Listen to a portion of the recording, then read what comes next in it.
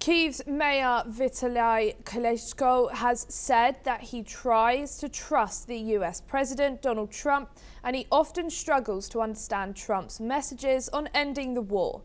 Klitschko has added that any peace deal must not amount to a capitulation to Russia, and insisted Ukraine would need firm guarantees to prevent future attacks.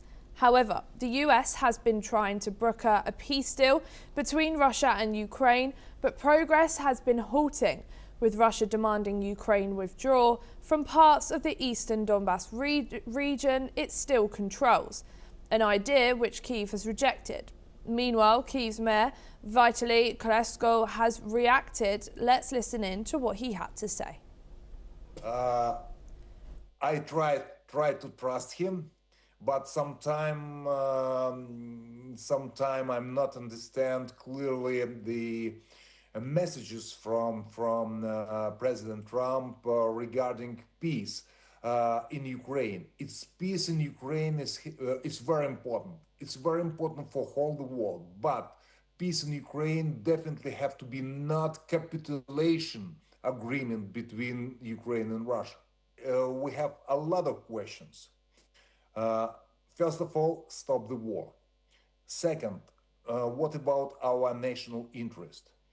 Third one, it's about guarantee, because Russians can stop and make the break for a short period of time, and after that make next waves of invasion. And that's why we have to give the answer for many questions.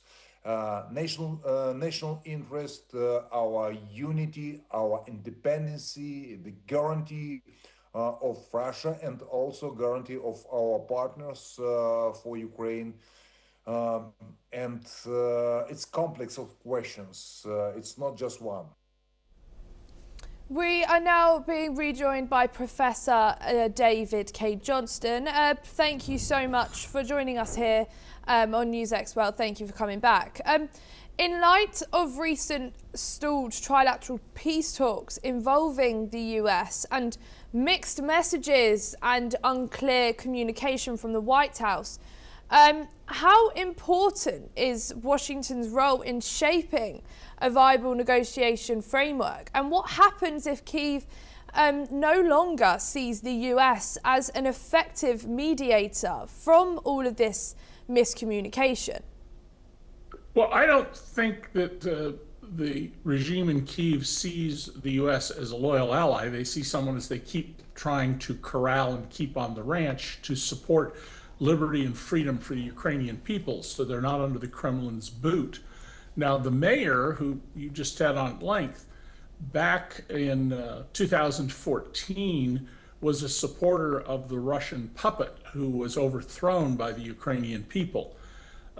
He now is speaking very consistently about sovereignty and supporting the policies of Zelensky in his public comments, but people should keep in mind there was a time when he was a supporter of the Russian puppet who was president in Ukraine.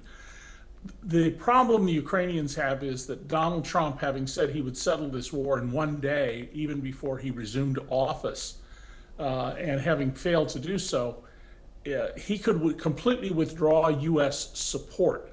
If that were to happen, the Ukrainians would be in deep trouble militarily. They have, at a great price, managed to limit Russian advances. And the Russians have paid an enormous price in dead and wounded soldiers to gain tiny little increments of land. In the last year, they've gained about 0.5% of the Ukrainian territory. So keeping Donald Trump from abandoning Ukraine is the first and foremost task right now of political leaders in Ukraine.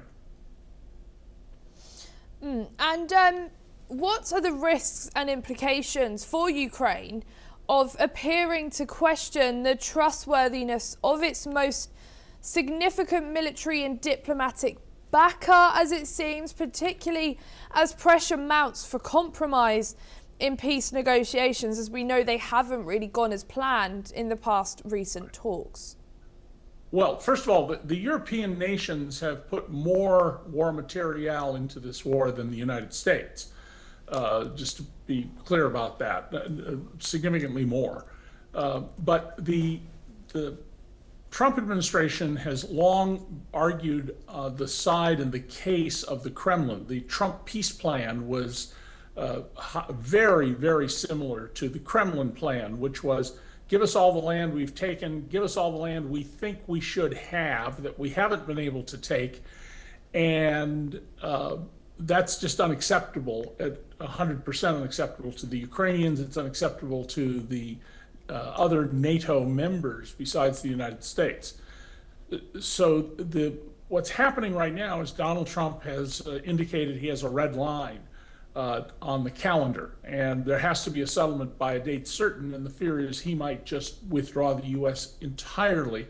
Of course, Donald, who I've known and I've reported on for for almost 40 years, he is very mercurial. He does not have any guiding underlying ideology. It's all about him personally.